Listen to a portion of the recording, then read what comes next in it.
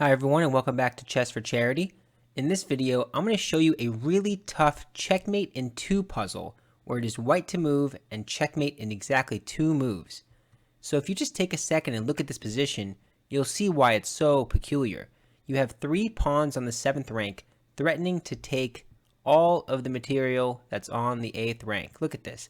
The queen, 2 knights, and a rook are all being threatened right now. And your job is to find the one checkmate in 2 sequence that exists. If you want to take a second, feel free to try to figure it out. While you're thinking about that, let me quickly encourage you to subscribe if you have not yet already.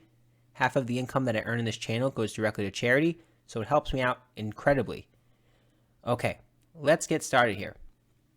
So one thing you might think is, I have these pawns here. Let's start looking at these captures. And that's a fair thought. That's kind of I think a natural place to begin. So one thought that I had is I looked at this king's escape squares and I looked at what pieces are attacking which squares. So let's do that analysis for just a moment. This bishop is attacking these squares. This knight is covering this square and this square. This queen covering these.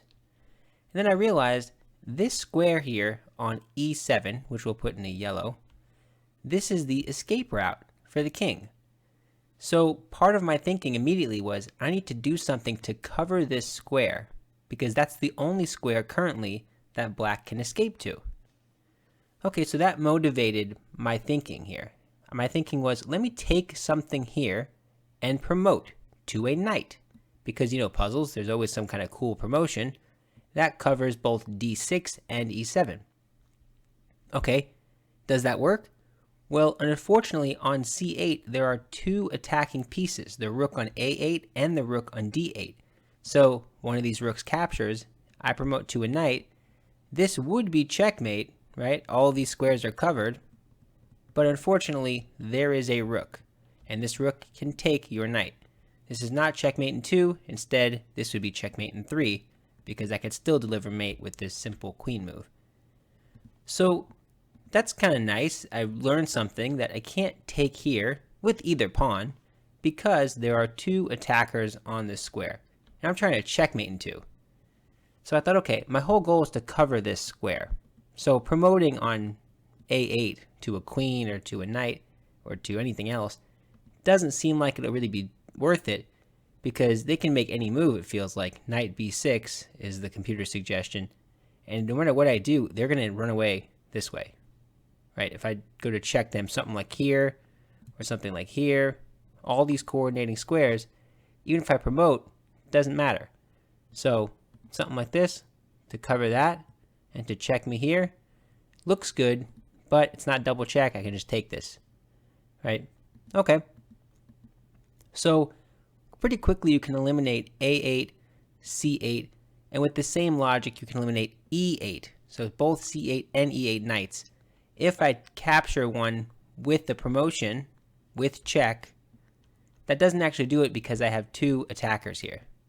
So if you play king e7, then I would win because I can play f takes g8 to a queen, and this would be a nice checkmate. But of course, this square is covered by the bishop, by the way, and this one by the knight. These 2 by the knight. But they don't have to do that. Instead, they just take your piece. Okay, so what is the move here? How does this work? How do we figure this out? What's the strategy? Well, these pawns can't take these pieces. What about the queen? Well, remember, my original idea was to take away this square because that's the only square that the king can run to. So what if I go here, take that queen with a promotion to a knight? Now I'm guarding this square. What is the way to defend this? Well, there are kind of a lot of ways. And let me tell you why. They can play knight b6, for example, and I still can't really generate a useful check. So did I accomplish the goal of taking the square away? Yes. But now that all these squares are taken away, I still have to be able to check the king. And if I go to make this check, I've just given control away of these squares. Or, from the queen's perspective, this square, which is c7. They can run away. So it doesn't quite work. So then there's another realization. The realization is even if I cover this square, I can't really make use of a check on the next move.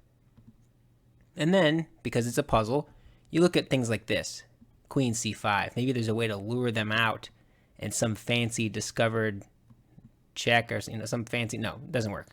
Because first of all, it's not a check if you promote to a knight. Promote to anything else, they'll just take you. So you kind of realize there's not a fancy, like normal looking puzzle where you can make a cool move. So you can look at these queen moves, and the other natural one is to look at queen d4. But the problem is king e7 feels kind of like the king is just running away. And now another just amazing puzzle resource here is I can take something on the back rank with double check and it still doesn't work. So I can play f takes the queen, we'll say, to a queen, and this is not quite mate because despite all of this control, black has one escape square. Plus, even if they didn't, they can interpose. It's not double check. So maybe you want to make it a double check and cover that square at the same time as covering this square. What is the solution there? Well, you just gave up control of f8 so I can run here. And it's not going to be mate in 2. So just look at all the ways that black can be very sneaky here. So you have to think really comprehensively when you're looking at these puzzles. So you might ask yourself, okay, what other checks are there? Maybe I can start with the check. So you say, okay, well, I can, check here, and maybe if the rook takes me, I can do some kind of fancy promotion. It's a good idea, but it doesn't quite work because this promotion, first of all, like I said, it doesn't cover the problem of e7. So they can go that way. But if the king didn't want to move, they could still interpose with knight c7. Right? So you're probably starting to see the issue here. How do we do this? Well, I'm going to get closer to the solution here, so hopefully you can figure it out if you haven't already figured it out. So the move is this knight. That's the piece that moves. If you want to take a moment now that I've told you the piece, see if you could figure out where it goes. Well, we can use some common sense. It can't go here, here, here, or here because those are occupied squares. So it has to be one of these. Okay. Now, one of these moves is a check. The other ones are clearance, it looks like, to clear out the pieces. Let's just test one of them. If I play knight c6, what am I actually doing here? What's the threat?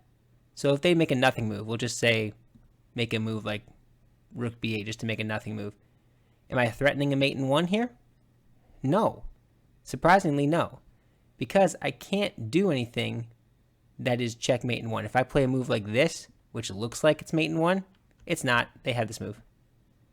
Right? So that's a question you have to ask yourself. If I make the move and black had essentially passed a turn, would I still checkmate them in 1? The answer is no.